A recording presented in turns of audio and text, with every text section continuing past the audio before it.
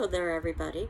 My name is Lillian Ruiz. I'm the instructor for PCS 101. I'm sorry we're not meeting in person, but as you know, these are unusual times. Normally, I would teach this class in person, but I'm grateful that at least we have the opportunity to have class in this format. So what I thought I would do is to tell you a little bit about the class and review the syllabus and the course outline, much like I would do if we were meeting in person. And then we can begin in earnest the following week. And you can see on our Moodle site that I've posted several areas that you might be interested in, including syllabus and other documents. You'll see that's the first folder, and that's where I've included the syllabus that I'll be talking about today and our course outline and any handouts that I would have been distributing through the term.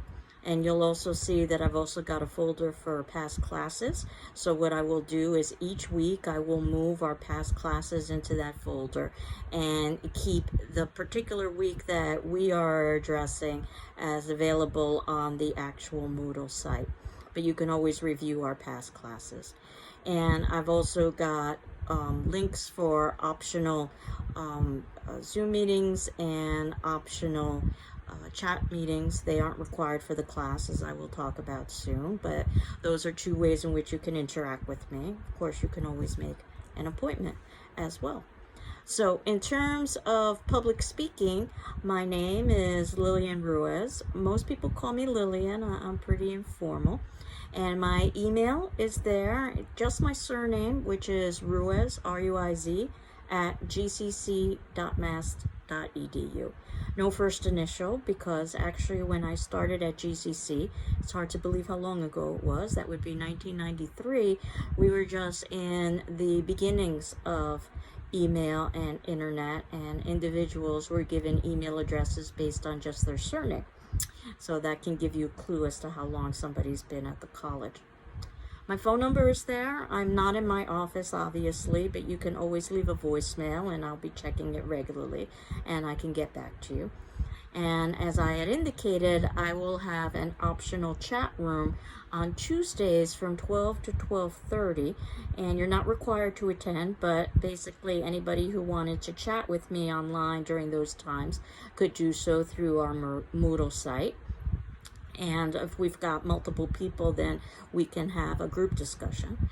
And the same with the Zoom, and that happens to be Thursdays from 12 to 12:30. And again, it's optional, it's not a requirement. And if you wanted to meet with me, you could always do so by appointment through Zoom, chat room, or also the good old-fashioned telephone. So you can see there's a textbook for this class. This is sometimes surprising for students of public speaking. It's entitled The Principles of Public Speaking. The version is the 18th edition by German, but you can use some of the older editions, which I know that you can find online for perhaps less money, though this text is being sold by the GCC bookstore. And one of the things we'll be doing is using most of this text at the beginning of the summer session to sort of lay the foundation for some of the elements for delivering public speeches. And then we'll be putting those into practice during the second part of the summer session. And I've also got an assumption here that students will have a good dictionary thesaurus for reference. I assume you've got those options electronically, but actually having them and using them can be two very separate things. Though I can say that for public speaking, probably the dictionary and the thesaurus is less important than it would be for, let's say, English classes, because I also teach English classes as well as teach media and popular culture classes. In fact, I'm also teaching a media and popular culture class summer session too. If it turns out that you are looking for another course, you can ask me about that. But basically, I put this in all of my syllabi because you want to be able to use a dictionary, which it gives definitions as well as pronunciation, and parts of speech, as well as a thesaurus that gives synonyms, words with similar meanings, as options for your writing and also for your speaking. But as we'll talk about, speaking is going to be less precise than writing. So while there are a good number of commonalities with English classes, there are also some differences. There's the performance or the theatrical element that's associated with it. So it's much more spontaneous in that respect. So, but still, you should have access to a dictionary and a thesaurus. And if you are using an older edition of the textbook, you'll see that what I've done in the course outline, which I'll draw your attention to in a bit, I've indicated the chapters that we will be discussing and reading so that you aren't necessarily reliant on page numbers. So from the course description, this class is about the principles of public speaking as communication, stressing the role of the speaker in the communication process. The course emphasizes the proper preparation and delivery of speeches. Each student delivers a minimum of 5 speeches and participates in small group activities. Now, of course, we're going to have to adapt a little bit based on the online format. And one of the things I'm going to do is to allow you to decide how it is that you would like to present your speech. So for those of you who would like to present your speech live via Zoom, I will be asking you to contact me, and we will try to find a common time amongst all of us so that you can do that. For those of you who would prefer to record your speech and upload it to our Moodle site, you can do that. And basically, both have pros and cons associated with them, but at least you'll have the opportunity to deliver a speech and to get feedback, which is what we would have been doing if we were meeting live. And as I continue on with the syllabus, you can see there's a prerequisite for this class, English 101, 103, or 105, what we call Composition 1 at GCC, because you want to be able to have a background in formulating an argument, putting together an introduction, a body, and a conclusion. So if you don't have this requirement from GCC or another institution satisfied, please talk with me or contact me so that we can talk about what options make the most sense for you. Under student learning outcomes, you can see that as a result of successfully completing this course, students should be able to, 1, improve oral communication skills. Obviously, we've got the ability to communicate orally, or we never would have gotten this far in our academic careers. But the idea is to improve upon that. Number 2, to develop skills in self-confidence in inquiring and presenting information. Sometimes you already know the information you are going to be presenting, so it's just a question of organizing and outlining and then delivering. But sometimes you need to do research, and we'll talk about both of those instances over the course of the semester. To develop skills in self-confidence, ultimately, one of the things that is pretty much a commonality in public speaking is nerves. So we will be addressing that as well. In fact, in some studies, individuals have said that they actually fear public speaking more than they fear death. I think this bears repeating, where people have said they fear public speaking more than they fear death. And ultimately, I believe the reason why is because we just don't have many opportunities to speak in front of groups unless we're entertainers or unless we're performers or teachers. So hopefully this class will be a kind of workshop that gives you some experience. It's not supposed to be the kind of class that's supposed to inspire fear or anxiety in you. Think of it as a place where you can fine-tune your skills. To apply critical and analytic thinking, and I put that again in all of my syllabi, whether it's a public speaking syllabus or it's an English syllabus or it's a medium popular culture syllabus. I think it's true with all collegiate classes. And when I think about critical and analytic thinking, especially critical thinking, which is asking questions, I oftentimes think of toddlers who are very good at asking questions, specifically the question why. I don't know what happens as they get older. They stop asking questions, especially the question why. And I've often wondered if critical thinking isn't so much something that we need to learn as opposed to relearning, that as we get older, perhaps because of the school system, we stop asking questions. And that child that wanted to know why the grass was green when they were 3 or 4 no longer is asking those questions when they're 12 or 13, when a teacher is ready to talk about it in class and discuss concepts such as photosynthesis. I've oftentimes said that critical thinking and analytic thinking, or in other words, asking why, is the difference between high school, where you learn what, and college, where you begin to ask why. Number 4, to promote a greater understanding of communication in formal and informal settings. My suspicion is that you've been doing this intuitively, that you've adjusted your vocabulary, your topics of discussion, even your dress and posture based on the situation, that you probably present differently in the workplace than you would, let's say, at a party. And the idea is making sure that you can adjust for the expectations of the situation that you are in. And 5, to promote each student's unique sense of voice. That ultimately, you shouldn't sound like me or the textbook. You should sound like you. I always say at the beginning of every semester in public speaking that your personality is your greatest strength. And I'm well aware that students are oftentimes skeptical of that. But really, what you want to do is to be able to have some sort of a personal or emotional connection with the audience. So using your personality is really the best thing that you can do. That's not to say that you can't go outside of your comfort zone and practice different techniques. That's also an option in this class. But that ultimately, who you are is what you want to be able to communicate with your audience. And I don't know if you've ever heard the suggestion that an individual should try to be humorous when they're delivering a speech. And I don't know if you've ever listened to somebody try to be humorous when they're really not humorous. It can be very painful indeed. In this particular instance, perhaps it's better just to be serious if that's the person's personality, rather than try to be something that they aren't comfortable being. So, but we'll talk about this and more as the semester progresses. So procedures, how would we go about doing this? Well, if we were meeting live, we would have class on Tuesday and Thursday at 9 a.m. So I'm going to try to duplicate what we would be doing if we were meeting not live. So instead of meeting live on Tuesday and Thursday at 9 a.m., I will have a video posted where I'm talking about the classroom material that I would have talked about in a classroom. And that video will be posted by Tuesday and Thursday at 9 a.m., though it might be posted earlier. And then you have 24 hours in which to watch that video for that particular class and answer the corresponding attendance question associated with that video. That question will be posted in our discussion forum, which you can see at the top of our Moodle page as one of the options that you have. And if you need an extension, please ask me. So if it turns out that you can't make that 24-hour deadline, just ask me for an extension. I'll be happy to grant it. I know that these are challenging times. But my hope is that most of you can do it within 24 hours. And your answer on the discussion form is basically your attendance for that particular class.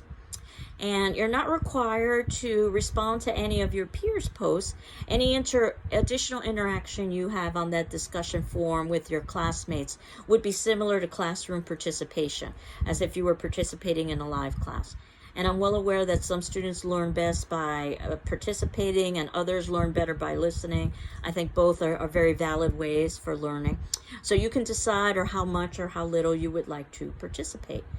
However, you should read all of the discussion forum responses from your classmates and my commentary to those responses, because I will comment on everyone's post. That'll give you a sense of what we would have talked about in class during a class discussion. And as I indicated, I'll have optional class chat sessions on Tuesdays from 12 to 12:30, optional Zoom class sessions on Thursdays from 12 to 12:30. No penalty for not attending those sessions. Think of that as just another opportunity for participation or for asking questions. We will also have quizzes over the course of the semester based on my class videos and the classroom readings that I will be assigning from our textbook. These are quizzes that will be announced in advance, and they will be quizzes that are 20 questions, mostly short answer, but they can also be true, false, or multiple choice. Open book, open notes because of the online format that we're in.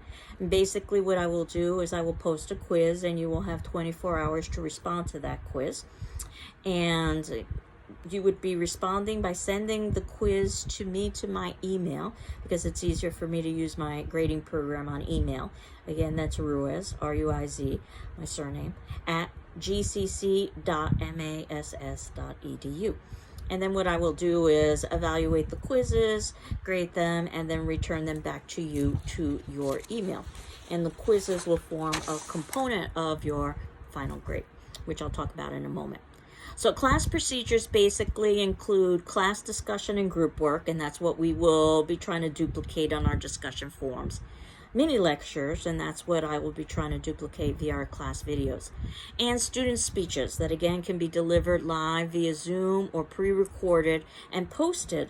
And each student can choose the mode of delivery, and you can always participate in optional Zoom or chat discussions.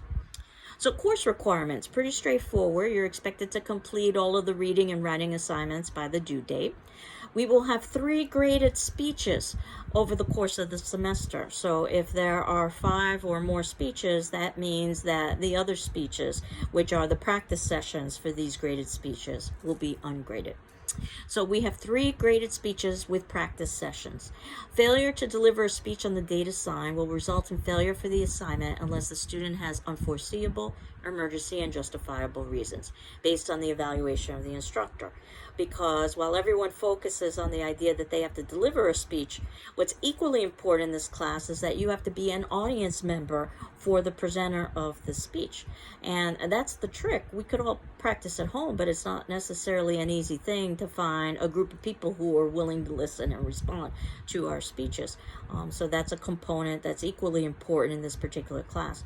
And if you've made a commitment to your audience to present a speech at a particular time and a particular date, you obviously want to honor that commitment unless there are extenuating circumstances. So the Institutional Services Disability Statement, if you are familiar with classes at GCC, you've probably seen this on other syllabi, that Greenfield Community College values inclusion and equal access to its programs and activities, and is committed to fostering an environment of respect and full participation. Our goal is to create learning environments that are equitable, inclusive, and welcoming. If there are any aspects of the instruction or design of this course that result in barriers to your inclusion or accurate assessment or achievement, please notify the instructor as soon as possible. And if you are a student with a disability and may need reasonable academic accommodations, please contact the Office of Disability as soon as possible to discuss your needs and options. And you can see that there's a web address that's indicated as well as a phone number for contact. So in terms of the class itself, speeches, what is it that we are going to be discussing? We will examine the following topics of speech delivery. Number 1, discovering and limiting the topic, or what I call, what am I going to talk about? I will give you some general guidelines. Basically, your first speech will be an autobiographical speech where I'm going to ask you to speak a little bit about your life history, or perhaps to highlight a particular time period or event in your life. That will be a 5-minute speech. And I don't suspect you'll need to do any kind of outside research about that because it is about your life. Your second speech will be an informative speech. That will be a 10-minute speech where you are going to teach us about something. And you may already have the knowledge at hand, so you don't need to do any outside research. But you may need to do some outside research to find out information about your topic, depending on the topic that you choose. And that ultimately will lead us to our final speech, and that's speech number 3. That is a 15-minute persuasive speech where you have to try to convince your audience to support a position and or to take an action. And you will be required to use outside resources for that particular speech. So we'll talk about how to get that information and how to incorporate it into a speech. And it's interesting how students tend to progress over the semester, where usually at the beginning their major concern is how are they going to fill up the time. And by the ending of the semester is how are they going to not exceed the time. So there is oftentimes a progression in terms of speech delivery about how to go about adjusting for audience and for topic. And that's number 2, adapting to the audience. Knowing who your audience is, and you're at an advantage at this point because I obviously will be an audience member, and your classmates are your audience. So already this is a wealth of information. This is not the general public. So we already know that our audience is made up of adults. Even if someone is under 18, if they are taking a class at GCC, they're considered to be an adult.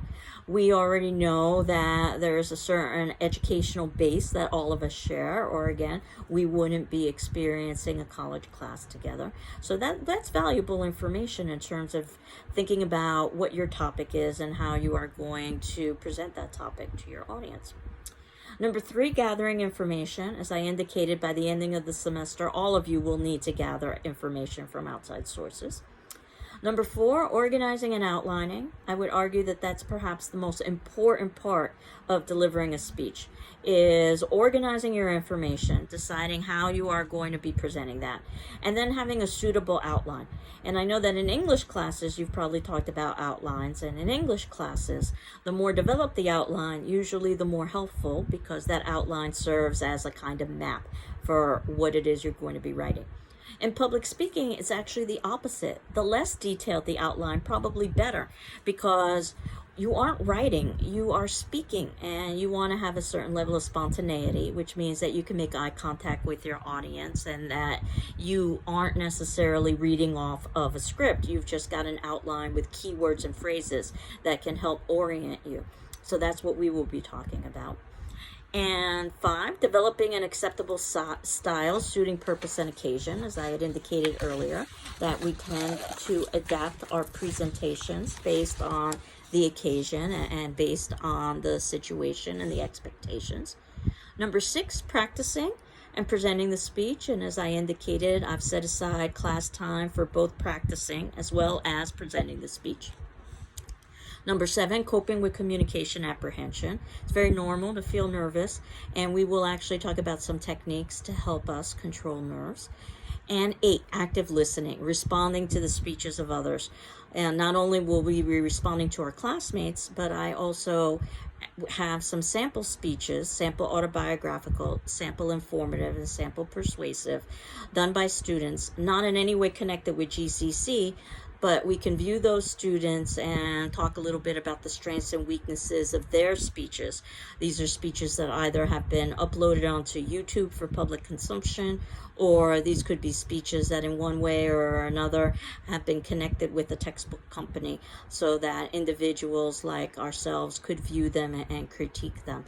So we'll also see some sample speeches in that way. And as I indicated, you will all deliver 3 graded speeches: the autobiographical, 5 minutes about yourself; the informative, 10 minutes where you're teaching us something; and the persuasive, 15 minutes where you are trying to convince us of something or convince us of taking an action, or both. And I'll talk about all of the guidelines for these speeches in class. You will select your topic with my assistance. I do want to approve the topic beforehand. Outlines will be required of all 3 speeches, and again, we'll talk about techniques for constructing outlines in class. And these outlines will be sent to my email address again so that I can review them quickly and give you feedback. In the real world, no one would see your outline as a public speaker except for yourself. But again, we could think of this as a workshop, so I wanted to take a peek at your outline and give you some suggestions. And I will evaluate the outlines very informally on a checkmark system as either excellent, which would be a plus, or good, which is a check plus, or satisfactory, which is a check. And that's where most of the grades fall, though there also is a less than satisfactory and unsatisfactory. And as I indicate, you'll also participate in informal, ungraded practice sessions. So, the one speech that probably is the most important speech to watch that you may not see is your own speech. So, I am encouraging you to record your speech and, more importantly, watch the recording. Recording it is easy. Watching it is not necessarily that easy. And analyze your own performance. So, if you were to record and view your speech and write a short critique on either your autobiographical or your informative or your persuasive or all three speeches, and you submit that short critique, about a paragraph or so, to my email, you will receive 5 extra credit quiz points, which is nice. But the idea is not that you're doing it for the extra credit, though I'm not above trying to offer you a little bit of incentive. The idea is that you've actually had the opportunity to watch yourself and to evaluate in the way that you would evaluate peers or practice speeches. Attendance, class activity, and discussion is extremely important, cannot be made up. So absences and tardiness will be negatively reflected in your participation grade. Yes, there is a participation grade, which I will discuss shortly. And basically that's through our discussion form. And excessive absences could result in failure. So keep in mind that you have to keep up with the discussion forum questions and watching our class videos. Consultations, as I had indicated, you can make an appointment with me. And there is a section here about conduct and demeanor. In all of the years that I've been teaching public speaking, which is a couple of decades now easily, I've never had this be an issue, but I thought it bore stating that each speech is the equivalent of an examination. So both the presenter and the audience should treat it with the appropriate respect. And inappropriate disruptions will be negatively reflected in your final grade. And I'm going to skip the section on plagiarism. We can talk about that next class. And go straight to the grading section, which is probably what you were most interested in. Again, all of this is in the syllabus. And these are approximate percentages. Approximately 10% is what I'm calling a participation. That means attendance, answering attendance questions inside in-class assignments and activities, that sort of thing. 10% are those outlines. Again, they will be graded informally on a checkmark system, and you are required to have an outline for each of the 3 speeches, the autobiographical, the informative, and the persuasive. And all of those together are 10%. Speech number 1, the autobiographical speech, is 20%. Speech number 2, the informative speech, is 20%. Speech number 3, the persuasive speech, that's 20%. And then lastly, quizzes. We'll have 4 quizzes over the course of the semester. I drop the lowest quiz grade. So the idea here is that if you miss a quiz, then that would be the quiz that would be dropped, unless you can give me some advance notice so that I can make arrangements for you to take a makeup quiz. Or what you can elect to do, which many of my students do, is they take the first 3 quizzes, and if they're satisfied with their grades after they've accumulated any extra credit, and some have and some haven't, then you can elect to skip the very last quiz, which is on the last day of the semester. So you can think of that as perhaps a small way for you to have a bit of a break in between the summer and the fall, because as you know, that it's a small window. And that ends up being 100%. With an A, excellent, B, good, C, satisfactory. And as I indicate, I like us to focus on those first 3 letters when it comes to grading, rather than the letters that follow after C, especially on the first day of class, which is basically what the day is. So now I'm going to move forward to our course outline, which again I would have distributed to you as a handout if we were meeting in class. And this basically lists the assignments that we are doing and the dates associated with those assignments. So, and there also is a disclaimer at top that dates and assignments might be subject to change. And lastly, that reading should be completed before the dates indicated, because this basically gives you an idea what it is I'm going to be discussing on that particular date. So if you're looking at the outline, you can see that our first week would be today's class, which is the 15th of July, which is devoted purely to introduction, where I get to review the syllabus and course outline and get to introduce myself and so forth. Now, week 2 is when we actually begin with the readings. So ideally, on Tuesday, you would have had read the first 3 chapters in the textbook. If you're not able to do that, do not panic. I'm well aware that people are adding and dropping classes, getting books, and so forth and so on. But what I'm going to be discussing is chapter 1, which is about speech and higher education.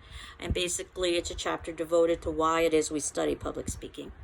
Chapter 2, Getting Started, which is a chapter that gives you some techniques on how to begin when you know you are going to be delivering a speech. And Chapter 3, Critical Listening, how to be a good audience member and listen carefully to the speeches of others. So that's what I will talk about on Tuesday. And then on Thursday, what I will be talking about is Chapter 7, organizing and outlining your speech. This is where we can talk about some specific ways that you could go about outlining, but there are a multitude of ways that you can construct an outline. It's a question of you're finding the outline that feels most comfortable to you, that allows you to still maintain eye contact with your audience or eye contact with your camera, depending on your mode of delivery. Chapter 8, Beginning and Ending Speeches. We'll talk specifically about the introduction and conclusion of speeches and why the introduction and conclusion of speeches are so particularly important. And Chapter 9, Wording Speeches. Being able to use precise language for your speech without sacrificing spontaneity when you are presenting your speech. And then week 3, you can see that we have 3 other chapters. And by that point, once we've completed that, we would have completed most of the textbook. So again, the textbook readings are basically up front. Chapter 10 is about delivering your speech. This is where we talk about the performance aspect of speeches. Chapter 4, Public Speaking and Cultural Challenges. We'll talk about culture and how culture is important in terms of understanding audience, which leads us finally to Chapter 5, Understanding Audience. And this is when on the Thursday, the 29th, we will have our first quiz. This is going to be on chapters 1 through 3 and chapters 7 through 8. So even though we've talked about other chapters, the focus will be on the earlier chapters we've discussed. Again, a 20-question quiz that's open book, open notes, mostly short answer, but some true, false, or multiple choice as well.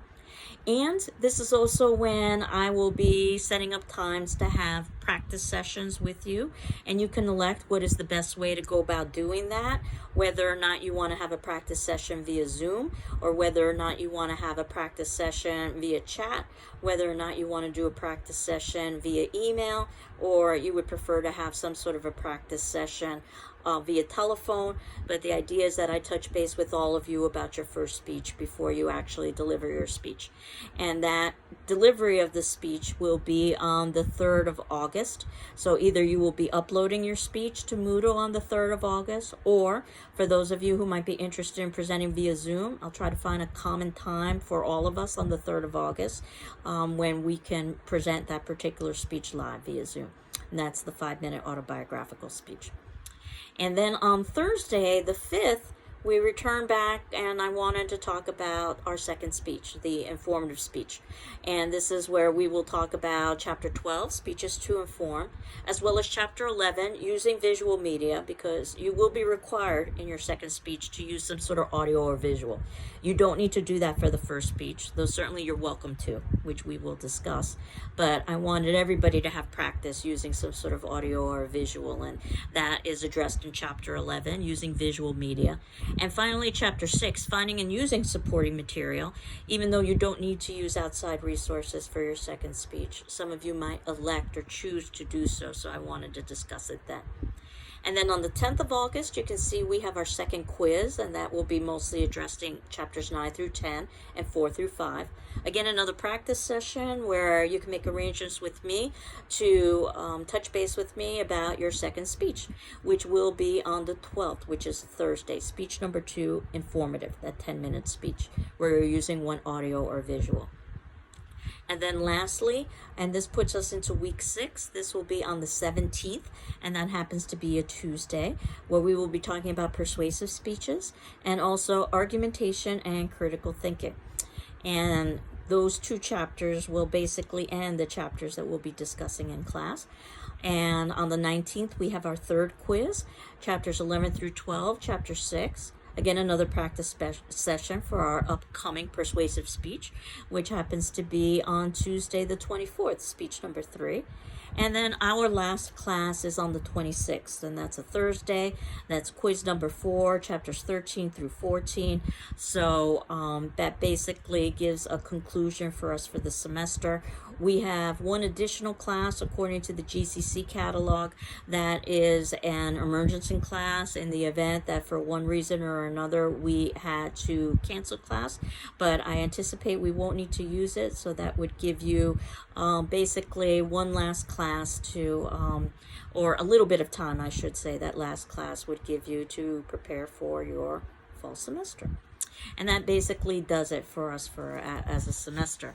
And you'll see that I've also included in the syllabus another document section I've included a speech rating template that I will be using for the first speech. And these are all of the things that we'll be talking about over the course of the semester, for the introduction, the body, the conclusion, as well as the delivery. I don't even bother using the template for the second or the third speech. I merely take notes that are specialized to your particular speech, and I give them to you. But this speech rating template is something that you might want to review, certainly when you are putting together your first speech, but also knowing that these are the elements that you are going to be evaluated on for speeches in general. So I hope that I was able to answer any questions you would have had about the structure of the course. But again, as I indicated, on Tuesdays and Thursdays, I'll have either optional chats or optional Zooms. So since today is Thursday, I will be on Zoom from 12 to 12:30, and you can see that there's a link for that.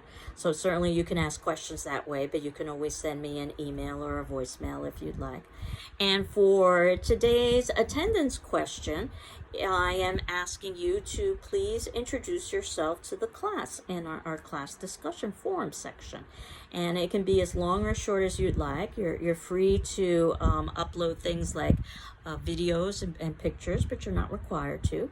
But I'm hopeful that this is something that we would have done if we were in class, that can be duplicated somewhat on our class discussion forum, so you can get a sense as to who is in the class, and I can get a sense as to who is in the class.